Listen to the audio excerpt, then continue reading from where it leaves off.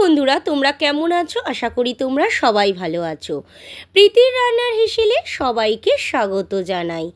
আজকের রান্নার রেসিপি নিয়ে আবারও চলে এসেছি। আজকের রান্নার রেসিপি হচ্ছে মটন কারি। রান্নার রেসিপিটা তোমাদের আশা করি ভালো লাগবে। যদি রান্নার রেসিপিটা ভালো লাগে লাইক, শেয়ার, কমেন্ট করতে ভুলো না। এখনও আমার চ্যানেলটাকে যারা সাবস্ক্রাইব করনি প্লিজ আমার চ্যানেলটাকে সাবস্ক্রাইব করে দিও। এভাবেই পাশে থাকার অনুরোধ রইল। চলো দেখিনি কিভাবে তৈরি করব। এখানে আমি 500 গ্রাম মাটন নিয়ে নিয়েছি। তারপর নিয়ে নিচ্ছি পরিমাণ মতন হলুদ গুঁড়ো, পরিমাণ মতন ধনের গুঁড়ো, পরিমাণ মতন জিরের গুঁড়ো, পরিমাণ মতন কাশ্মীরি লঙ্কার গুঁড়ো,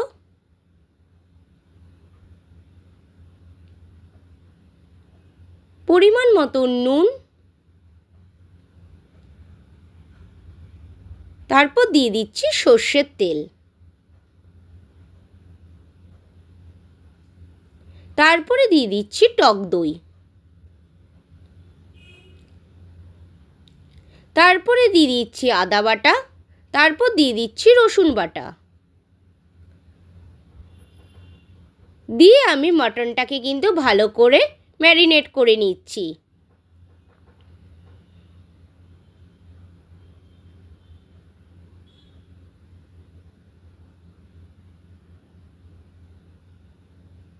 দেখো মটনটা কিন্তু আমার ম্যারিনেট করা হয়ে গেছে। এখন আমি 2 ঘন্টার জন্য মটনটাকে রেখে দেবো। 2 ঘন্টা পর ফিরে এসেছি। মটনটা আমার ম্যারিনেট করা হয়ে গেছিল। এবার কড়াইতে দিয়ে দিচ্ছি সর্ষের তেল,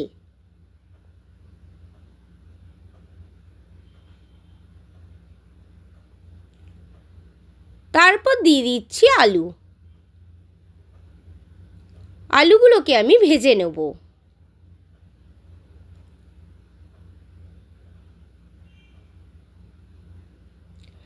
তারপর দিয়ে দিচ্ছি পরিমাণ মতন নুন আর পরিমাণ মতন হলুদ গুঁড়ো। দিয়ে আমি আলুটাকে কিন্তু ভালো করে ভেজে নেব।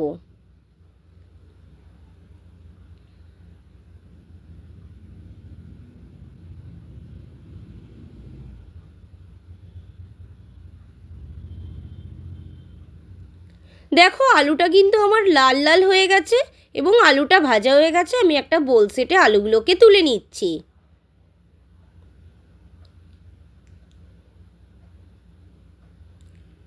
এই মটনটা পোলাওর সাথে খেতে পারো, পরোটার সাথে খেতে পারো, ভাতের সাথে খেতে পারো, সবার সাথেই কিন্তু ভালো লাগবে খেতে। তারপরে কড়াইতে তেলের মধ্যে ফোড়নে দিয়ে দিচ্ছি গোটা তেজপাতা, তারপর দিয়ে দিচ্ছি শুকনো লঙ্কা, তারপরে দিয়ে দিচ্ছি এলাচ, দারচিনি, লবঙ্গ, তারপর দিয়ে দিচ্ছি কেটে রাখা পেঁয়াজ কুচি,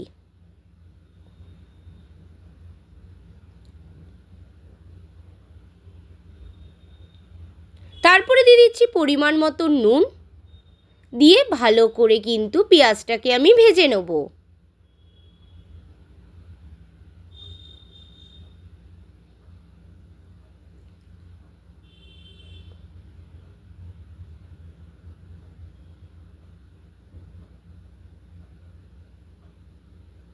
দেখো পেঁয়াজটা কিন্তু আমার ভাজা ভাজা হয়ে গেছে।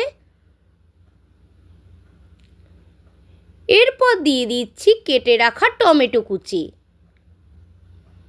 এখানে আমি 1খানা টমেটো দিয়েছি। দিয়ে আবারও ভালো করে আমি নাড়িয়ে নিচ্ছি।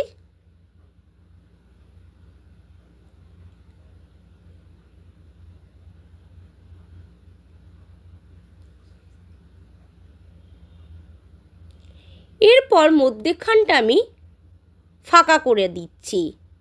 দিয়ে এর মধ্যেই আমি পরিমাণ মতন কাশ্মীরি লঙ্কার গুঁড়ো দিয়ে দিচ্ছি আর পরিমাণ মতন হলুদ গুঁড়ো দিয়ে দিচ্ছি।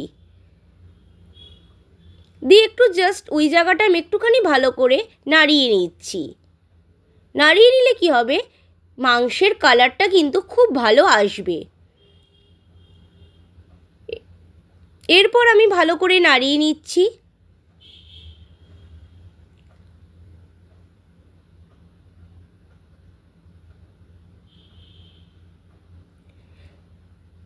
তারপর ম্যারিনেট করা মাটনটা কিন্তু আমি দিয়ে দিচ্ছি, দিয়ে ভালো করে নাড়িয়ে নিচ্ছি।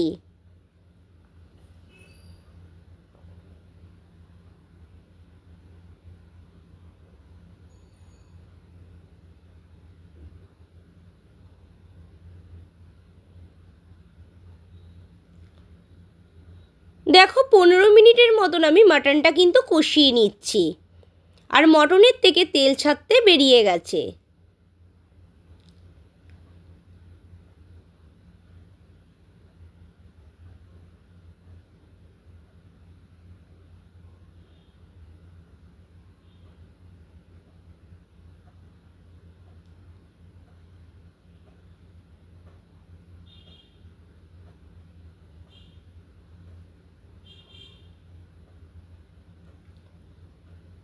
দেখো মটনের কালারটা কত ভালো এসেছে।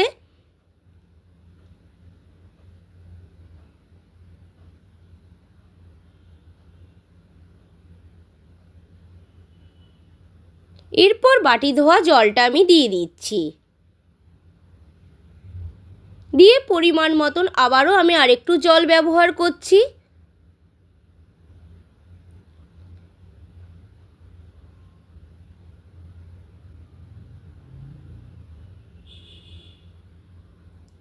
দিয়ে একটু ভালো করে আবারও একটু আমি নাড়িয়ে নিচ্ছি।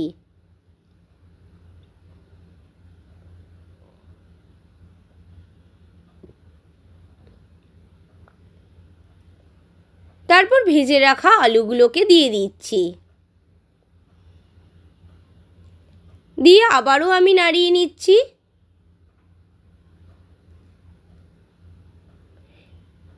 এবার এটাকে আমি 10 মিনিটের জন্য একটু ঢাকনা চাপা দিয়ে দিচ্ছি। 10 মিনিট পর আমি ফিরে এসেছি, ঢাকনাটা কিন্তু খুলে নিয়েছি, দিয়ে আবারও একটুখানি আমি জাস্ট নাড়িয়ে নিচ্ছি।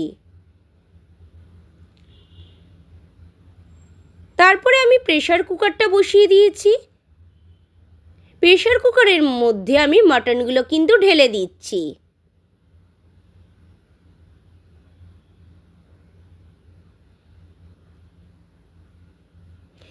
এবার আমি প্রেসার কুকারের ঢাকনিটা আটকিয়ে দেবো। এখানে আমি 6 থেকে 7খানা সিটি হতে দেবো।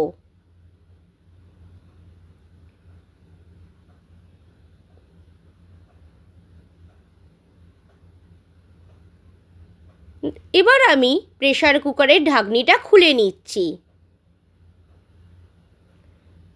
আমি 7খানা সিটি কিন্তু দিয়ে দিয়েছি। দেখো লাল লাল ঝোল ঝোল হয়ে গেছে, কালারটাও কত ভালো এসেছে। মটন কারিটা কিন্তু আমার রেডি হয়ে গেছে। কালারটা কত সুন্দর এসেছে দেখো।